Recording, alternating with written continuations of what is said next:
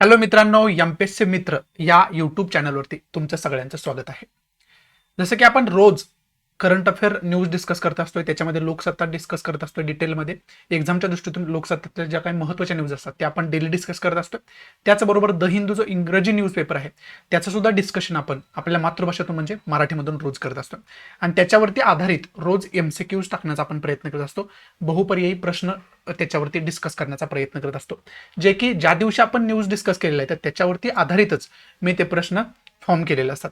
मग आज 4 फेब्रुवारी आहे. आज आपण सकाळी जे न्यूजपेपर डिस्कस केले होते त्याच्यावरती आधारितच क्वेश्चन मी फॉर्म केलेले आहेत. मग ते क्वेश्चन खऱ्या अर्थानं आपण बघण्यास सुरुवात करूया. बघूयात मग पहिला क्वेश्चन महत्वाचा कोणता आहे तो. जसं की आपण 2-3 दिवस झाले न्यूजपेपर बघतोय, त्याच्यामध्ये बजेट हा इश्यू जो आहे, आता बजेट मांडलं गेलं 1 फेब्रुवारीला, तेव्हापासून बजेट हा शब्द जास्त न्यूजमध्ये आलेला आपल्याला पाहावयास मिळते आणि एकंदरीत बजेट न्यूजमध्ये आलेला आपल्याला पाहावयास मिळते. याच्याशी रिलेटेड एक वेगळे लेक्चर, बजेटचे बेसिक इन्फॉर्मेशन देणार वेगळे लेक्चर सुद्धा अपलोड आपल्या चॅनलवरती केले गेले. ते जर तुम्ही बघितलं नसेल तर ते अवश्य बघून घ्या. बेसिक इन्फॉर्मेशन बजेटची काय असते ते तुम्हाला तिथं समजून घेता येईल. त्याच्याशी रिलेटेडच हा क्वेश्चन मी फॉर्म केलाय. त्याच्यामध्ये काय प्रश्न विचारलाय बघूयात. राज्यघटनेच्या कोणत्या कलमात वार्षिक वित्त विवरणाविषयी सांगितले आहे?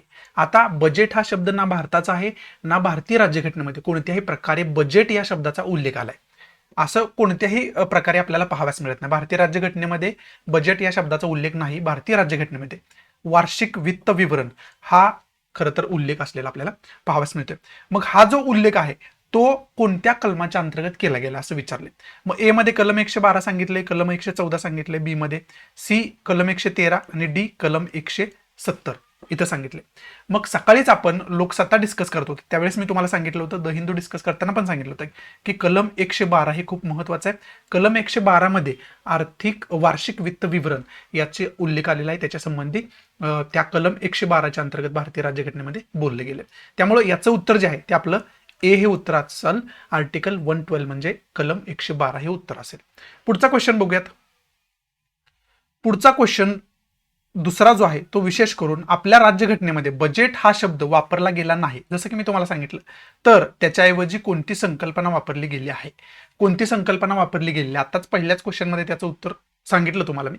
परंतु अशा पद्धतीचं क्वेश्चन का फॉर्म केलेत मी, तर अशा पद्धतीनंच राज्यसेवा क्वेश्चन विचारत असते, कंबाईनला क्वेश्चन विचारले जात असतात. त्यामुळे ह्या ज्या काही बेसिक संकल्पना असतात त्या आपल्याला खरं तर माहिती असणं गरजेचं असतं. हा खरं तर मला पहिल्यांदा टाकायचा होता क्वेश्चन, परंतु चुकून तो दुसऱ्यांदा पडला, त्यामुळे अगोदरच तुम्हाला उत्तर समजलं. तरी पण याचा पर्याय बघा. वार्षिक वित्त विवरण, वार्षिक समग्र विवरण, वार्षिक भांडवली वित्तपत्रक, वार्षिक राजकोष पत्रक. म्हणजे याच्यामध्ये तुम्ही जरी वार्षिक वित्तीय विवरण वाचलं असेल तरी सुद्धा कन्फ्यूज तुम्ही जास्त होण्याची शक्यता असते. त्यामुळं टोटल संकल्पना जी आहे ती टोटल आपल्याला चांगल्या पद्धतीने माहिती असणं गरजेचं आहे. याचं काय उत्तर आहे तर ए उत्तर आहे, वार्षिक वित्तीय विवरण, जसं की अगोदर सुद्धा आपण बघितलं आहे. हे उत्तर आहे. पुढचा क्वेश्चन बघूयात. हे पहिले जे 3-4 क्वेश्चन आहेत ते खूप सोप्या पद्धतीचे क्वेश्चन आहेत, पहिल्यांदा फॉर्म केलेले आहेत. कालचं जर तुम्ही एमसीक्यूचं डिस्कशन आपलं बघितलं असेल तर कालच्या न्यूजपेपरवरून जे फॉर्म केलेले क्वेश्चन होते ते चांगल्या पद्धतीचे फॉर्म केले गेले होते. पुढचा तिसरा क्वेश्चन बघूया कोणता आहे तो. सॉरी, आता इथं विचारलंय बजेट या शब्दाचा उगम, बजेट या शब्दाचा उगम कोणत्या भाषेच्या शब्दापासून झाला आहे? मग याच्यामध्ये पर्यायामध्ये ती भाषा आणि तो शब्द दोन्ही देण्याचा इथं प्रयत्न केला. पहिला तर पर्याय दिलाय जुन्या फ्रेंच भाषेतील शब्द बुगेट पासून झाला आहे. बुगेट याचा उच्चार होतोय असा पहिला पर्याय आहे. दुसरा लॅटिन भाषेतील शब्द बुगेट पासून झाला आहे उगम त्याचा, बजेट या शब्दाचा. स्पॅनिश भाषेतील शब्द बुगेट पासून झालेला असं विचारले, पर्याय दिलाय. जुन्या जर्मन भाषेतील शब्द बुगेट पासून झाला आहे असं आपल्याला सांगितलं. परंतु याचं उत्तर जे आहे ते जुन्या फ्रेंच भाषेतील शब्द बुगेट पासून बजेट या शब्दाची उत्पत्ती झाली. हे तुम्ही लक्षात ठेवणं कुठंतरी गरजेचं आहे. याच्यातले फॅक्ट जे काय बजेट शब्दाची उत्पत्ती आहे म्हणजे याचं उत्तर जे आहे ते ए असणार आहे, हे तुम्हाला समजलं असेल. आता बाकी इन्फॉर्मेशन बघायची झाली तर बजेट या शब्दाची उत्पत्ती जशी आपण बघितली तशाच पद्धतीने बजेट ही कन्सेप्ट कोणत्याही प्रकारे भारतीय राज्यघटनेमध्ये वापरली गेली नाही. ही सुद्धा हे जे तथ्य आहे हे सुद्धा चांगल्या पद्धतीने तुम्ही लक्षात ठेवा. त्याच्याऐवजी आपल्या भारतीय राज्यघटनेमध्ये वार्षिक वित्त विवरण ही संकल्पना वापरली गेली. त्याला आपण अॅन्युअल फिनान्स स्टेटमेंट असं इंग्लिशमध्ये म्हणतो. ते खऱ्या अर्थानं तुम्हाला माहिती असणं गरजेचं आहे. ही सर्व इन्फॉर्मेशन बजेट विषयीचे जे लेक्चर पब्लिश झाले आपलं त्या लेक्चरमध्ये ही टोटल इन्फॉर्मेशन मी देण्याचा त्या ठिकाणी प्रयत्न केला. आणि करंट अफेअरमध्ये सुद्धा आपण बजेटविषयी तुम्हाला मी सांगितलं होतं की बजेटचं या शब्दाचा उगम वगैरे कसं झालं हे सगळं बघून ठेवा. त्याच्यावरती आधारित क्वेश्चन मी इथं फॉर्म केला. पुढचा क्वेश्चन बघूया कोणता महत्वाचा आहे तो. सॉरी. आता पुढचा प्रश्न विचारलाय, कोणत्या वर्षी रेल्वे बजेट आणि वित्तीय बजेट एकत्र केलं गेलं, म्हणजे या दोघांचं मर्जर झालं. अगोदर रेल्वे बजेट आणि वित्तीय बजेट वेगवेगळं प्रस्तुत केलं जायचं. आता रेल्वे बजेट आणि वित्तीय बजेट एकत्र प्रस्तुत केलं जातं. आणि ते कोणत्या वर्षी बनवलं गेलं. पर्याय दिला 2018, बी पर्याय 2017, सी आहे 2019 आणि डी आहे 1992. आणि याचं उत्तर आहे 2017. 2017च्या अगोदर रेल्वे बजेट आणि वित्तीय बजेट वेगवेगळं मांडलं जायचं आणि 2017 नंतर खऱ्या अर्थानं 2017 पासून वित्तीय बजेट आणि रेल्वे बजेट याचं मर्जर झालं, ते एकत्र करण्यात आलं. आणि तेव्हापासून आता बजेट जे आहे ते रेल्वे बजेट आणि वित्तीय बजेट एकत्र प्रस्तुत केलं जातं, मांडलं जातं. त्यामुळे उत्तर आपलं जे आहे ते बी उत्तर असलेलं आपल्याला पाहावयास मिळतंय. पुढचा कोणता महत्वाचा क्वेश्चन आहे बघूयात आपण. पुढचा क्वेश्चन 2022 मधल्या बजेटमध्ये, विशेष करून 2022चं जे बजेट आहे आत्ताचं मांडलेलं, त्याच्यामध्ये खालील विधानांचा त्याच्या संदर्भात विचार करा असं म्हटले. आणि त्याच्यापैकी योग्य विधान कोणतं आहे हे विधान आपल्याला निवडायचं. पहिलं विधान काय, कर न वाढवण्याचा निर्णय घेण्यात आला आहे. या बजेटमध्ये करामध्ये जे टॅक्स आतापर्यंत चालत आलेले आहेत त्याच्यामध्ये कोणत्याही प्रकारचा बदल करायचा नाही किंवा केला गेला नाही हे आपल्याला बघायला मिळालं होतं. म्हणजे ऑब्व्हियसली त्याचा अर्थ काय आहे, कर कोणत्याही प्रकारे ना वाढवला गेलाय ना कमी केला गेलाय. जे भूतकाळामध्ये कराचे दर होते तेच दर कंटिन्यू केलेले आपल्याला पाहावयास मिळतात. म्हणजेच पहिलं स्टेटमेंट काय ठरतं, बरोबर ठरतं. कोणत्याही प्रकारे वाढ केलेली आपल्याला पाहावयास मिळत नाही. दुसरं स्टेटमेंट आहे ते 2022-23 म्हणजे या अर्थसंकल्पामध्ये 2022-23 पासून आरबीआयद्वारे ब्लॉकचेन तंत्रज्ञानाचा वापर करून डिजिटल रुपया जारी केला जाईल. ही तरतूद खरं तर याच्यामध्ये या अर्थसंकल्पामध्ये दिली. जसं की निर्मला सीतारामन यांनी ही घोषणा केली आपल्याला पाहावयास मिळाली होती. आणि याच्यावरून एक नवीन चर्चा सुरू झाली की डिजिटल करन्सी भारतात सुद्धा इथून पुढे असणार आहे. जसं की बिटकॉइन आहे, एथरम आहे, अशा ज्या ब्लॉकचेन टेक्नॉलॉजी नुसार स्थापन झालेल्या करन्सीज आहे त्याला क्रिप्टो करन्सी आपण म्हणतो. तशाच पद्धतीची आपली जी रुपया करन्सी आहे त्याला सुद्धा स्वरूप 2022-23 या वर्षामध्ये दिलं जाईल, अशा प्रकारची घोषणा या बजेटमध्ये केली गेली होती. त्यामुळे दुसरं स्टेटमेंट सुद्धा जे आहे ते बरोबर असलेलं आपल्याला पाहाव्यास मिळते. मग आपल्याला काय निवडायचं आहे, योग्य विधान निवडायचं आहे. दोन्ही पण योग्य आहेत. मग आपलं उत्तर काय असेल, 1 आणि 2 दोन्ही पण योग्य आहेत. म्हणजे उत्तर जे आपलं आहे ते सी उत्तर असलेलं आपल्याला पाहाव्यास मिळतं. पुढचा क्वेश्चन बघू कोणता आहे तो. पुढचा क्वेश्चन ताडोबाशी रिलेटेड असलेला आपल्याला पाहावयास मिळतं. सकाळीच आपण लोकसत्तामध्ये हे डिस्कशन चांगल्या पद्धतीने केलं होतं. मला वाटतं द हिंदूमध्ये केलं होतं की लोकसत्ता कोणत्या तर दोन न्यूजपेपरमध्ये सकाळी आपण डिस्कशन केलं याच्याबद्दल. लोकसत्तामध्ये डिस्कशन याच्याबद्दल केलं आपण. ताडोबा अंधारी व्याघ्र प्रकल्पाशी संबंधित खालील विधानांचा विचार केला. म्हणजे ताडोबा अंधारी व्याघ्र प्रकल्प आहे त्याच्याशी संबंधित खाली विधानं दिलेत. त्याच्यापैकी आपल्याला योग्य विधान कोणतं आहे हे निवडायचं आहे. बघूया मग योग्य विधान कोणतं आहे. पहिलं, ताडोबा अंधारी व्याघ्र प्रकल्प हे भारतातील महाराष्ट्र राज्यातील चंद्रपूर जिल्ह्यातील एक वन्यजीव अभयारण्य आहे. करेक्ट आहे. सकाळी इन्फॉर्मेशन न्यूजमध्ये डायरेक्ट आपल्याला दिलेली होती. दुसरं जे आहे हे महाराष्ट्रातील सर्वात जुने आणि सर्वात मोठे राष्ट्रीय उद्यान आहे. करेक्ट आहे. महाराष्ट्रातलं सगळ्यात जुनं आणि सगळ्यात मोठं हे राष्ट्रीय उद्यान आहे. त्यामुळं दुसरं सुद्धा स्टेटमेंट करेक्ट होता. पण विकिपीडियावर सकाळी याची इन्फॉर्मेशन सगळी तुम्हाला मी सांगण्याचा प्रयत्न केला होता. त्याच्यामधलं स्टेटमेंट आहे. 1955 मध्ये तयार केले गेले हे जे उद्यान आहे ते 1955 मध्ये खऱ्या अर्थानं तयार केले गेले. हे सुद्धा स्टेटमेंट बरोबर आहे. म्हणजे तिन्ही स्टेटमेंट जे आहेत ती बरोबर असलेली आपल्याला पाहावयास मिळते. आणि आपल्याला शोधायचं काय, बरोबर जे आहे ते शोधायचं आहे. म्हणजेच वरीलपैकी सर्व हे आपलं उत्तर असेल. म्हणजे वरीलपैकी सर्व स्टेटमेंट बरोबर आहेत असं आपल्याला आपण या ठिकाणी म्हणू शकतो. म्हणजे सी उत्तर आहे आपलं. पुढचं बघूया क्वेश्चन आपल्याला काय दिलाय. आता आज खरं तर प्रश्न हा दिलाय 7वा, जागतिक कर्करोग दिन कोणत्या दिवशी साजरा केला जातो. कोणता दिवस आहे तो, कोणती तारीख आहे त्या दिवशी जागतिक कर्करोग दिन साजरा केला जातो.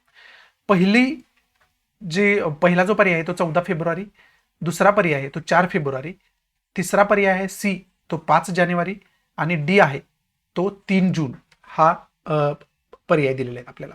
आज आपण लोकसत्तामध्ये ही न्यूज बघितली होती की आज 4 फेब्रुवारी आणि आज जागतिक कर्करोग दिन आहे.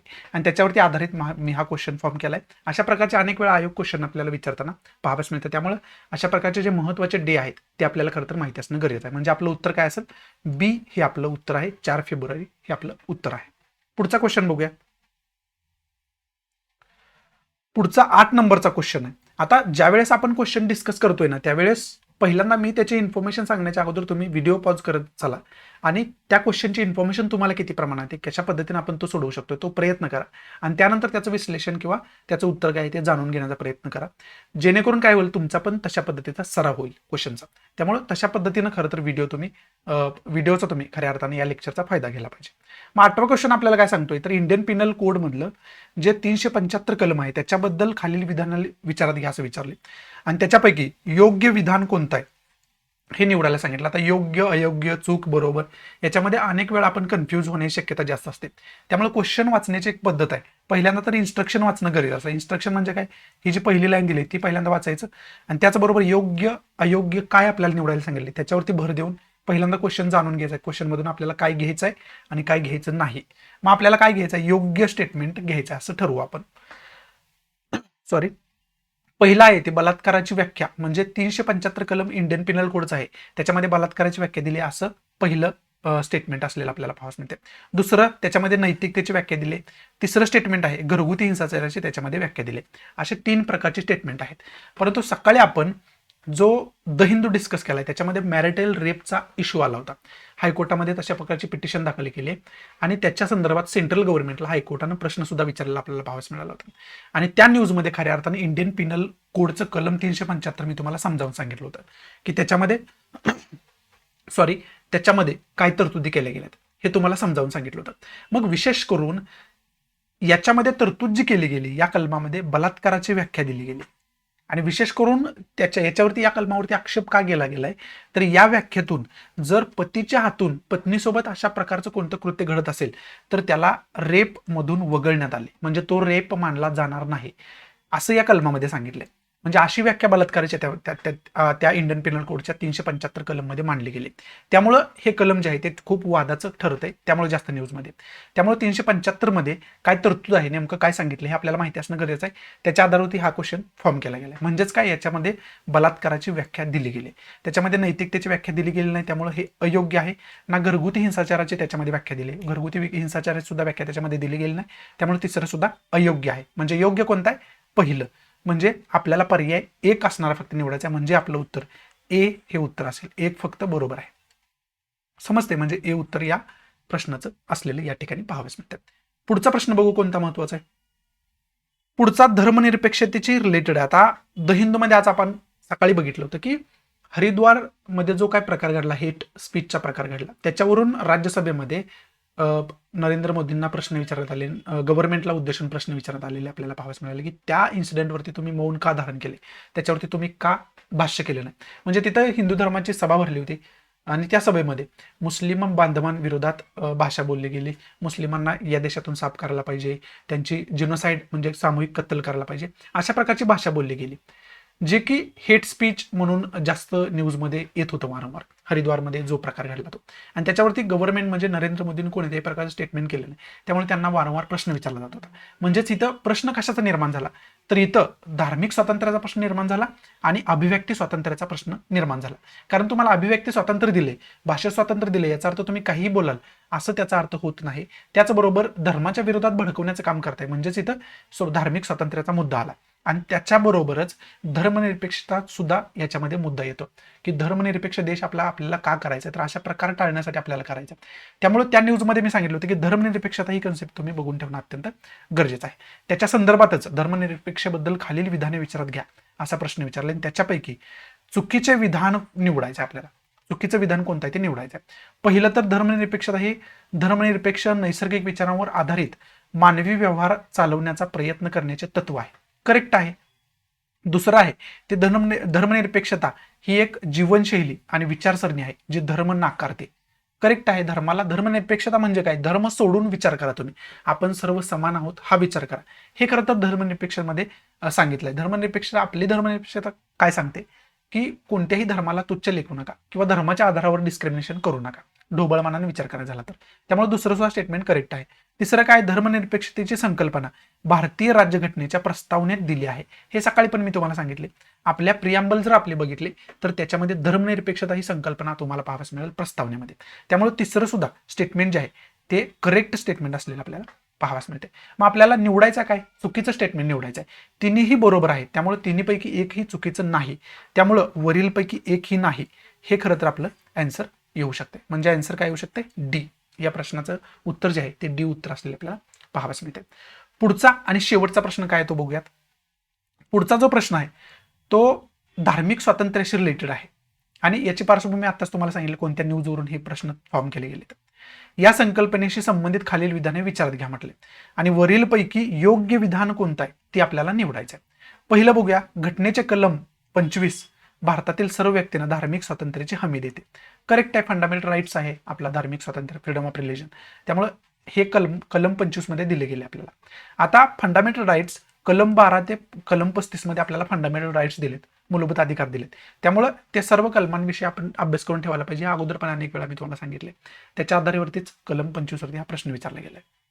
म्हणजे पहिलं स्टेटमेंट जे आहे ते करेक्ट आहे. दुसरं आहे, सर्वांना मुक्तपणे धर्म स्वीकारण्याचा, आचरण करण्याचा आणि प्रचार करण्याचा अधिकार आहे, जे की फंडामेंटल राईट्स मध्येच येतं. त्यामुळे दुसरं स्टेटमेंट जे आहे ते दुसरं स्टेटमेंट सुद्धा बरोबर असलेलं आपल्याला पाहावयास मिळतात. म्हणजे योग्य स्टेटमेंट शोधायचे आहेत, म्हणजे 1 आणि 2 दोन्ही स्टेटमेंट योग्य आहेत. म्हणजे आपल्याला उत्तर जे आहे ते सी उत्तर येणार. 1 आणि 2 दोन्ही स्टेटमेंट बरोबर आहेत. समजते. इथं आपला आजचं एमसीक्यूचं डिस्कशन आहे ते खरं तर समाप्त होते. आणि आपण क्वेश्चन सोडवत असताना समजा आता दुसरी निग्लेक्ट टेक्निक सुद्धा आहे. निग्लेक्ट काय क्वेश्चन करून तुम्हाला सोडवता येत असते.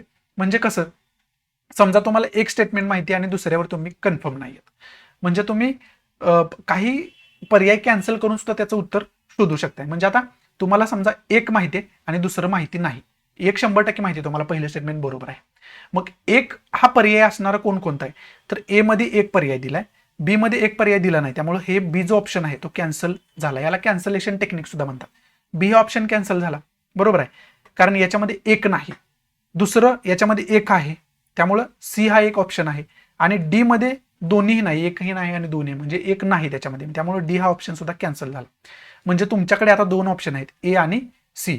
म्हणजे तुमचा प्रश्नाचं उत्तर बरोबर येण्याचे चान्सेस, म्हणजे चुकण्याचे चान्सेस कमी झाले 50%. समजते तुम्हाला. अशा पद्धतीचं कॅन्सलेशन टेक्निक वापरून सुद्धा तुम्ही अनेक प्रश्न चांगल्या पद्धतीनं सॉल्व्ह करू शकता. समजते. त्यामुळं ती कॅन्सलेशन टेक्निक सुद्धा आपण डिटेलमध्ये डेव्हलप करायला पाहिजे. आणि जसं जसं तुम्ही हे एमसीक्यूचं व्हिडिओ फॉलो करताय त्या पद्धतीने तुमच्या अनेक टेक्निक्स डेव्हलप होत जातील. एमसीक्यूज कशा पद्धतीने सोडवायचे असतात, कशा पद्धतीने त्याला सामोरं जायचं असतं, आणि सिली मिस्टेक्स जे असतात, योग्य कळत नाही, अयोग्य कळत नाही, गडबडीमध्ये मिस्टेक होते, ह्या सिली मिस्टेक सुद्धा तुम्ही जर रेग्युलर हे लेक्चर फॉलो केलं तर त्या सिली मिस्टेक सुद्धा 100% तुमच्या कमी होतील. 100% तुम्ही तशा प्रकारे सिली मिस्टेक तर अजिबात करणार नाही. कारण तुम्हाला योग्य प्रश्न वाचण्याची एक योग्य पद्धत आहे. योग्य पद्धत समजणं आणि वारंवार क्वेश्चन टॅकल करत राहणं, त्याचा सराव करत राहणं, हे खरं तर पहिली आपण म्हणू शकतो यशाचं गमक आहे. तुम्हाला फक्त अभ्यास असून उपयोग नाही, तर प्रश्नावरती काम करणं गरजेचं आहे. प्रश्न जास्तीत जास्त सोडवणं गरजेचं आहे. तरच तुमच्या ज्या सिली मिस्टेक्स असतात त्या सिली मिस्टेक्स कमी होऊ शकतात. त्यामुळे तशा पद्धतीने आपण या लेक्चरकडे बघणं कुठेतरी गरजेचं आहे. एमसीक्यूजकडे बघणं कुठेतरी गरजेचं आहे. सो या नोटवरती मी तुमची आजच्यापुरती रजा घेतो. भेटू आपण नवीन लेक्चरमध्ये. तोपर्यंत थँक्स फॉर वॉचिंग. आणि त्याच्या अगोदर मला तुम्हाला सांगायचं आहे की हा नवीन प्लॅटफॉर्म आम्ही तयार केलाय, त्यामुळं तुम्हाला जर योग्य वाटत असेल, बेनिफिट होत असेल तर प्लीज लाईक करा. नसेल तर डिसलाईक करा. डिसलाईक का केलं हे कमेंट बॉक्समध्ये नक्की सांगा, जेणेकरून तुमच्या इन्स्ट्रक्शननुसार त्याच्यामध्ये आम्ही इम्प्रोव्हायझेशन करू शकेल. आणि जास्तीत जास्त आपल्या मराठी विद्यार्थ्यांना शेअर करा, जेणेकरून सर्व मराठी विद्यार्थ्यांना याचा बेनिफिट होऊ शकेल. त्याचबरोबर आम्ही सुद्धा त्यांच्यापर्यंत पोहोचू शकेल. आणि तुम्ही शेअर केलं तरच ते शक्य आहे. त्यामुळं माझी रिक्वेस्ट आहे तुम्हाला की जास्तीत जास्त आपल्या मराठी विद्यार्थ्यांनी शेअर करा. सो या नोटवरती मी तुमच्या रजा घेतो. भेटू आपण नवीन लेक्चरमध्ये. तोपर्यंत thanks for watching. Goodbye. Take care. जय हिंद.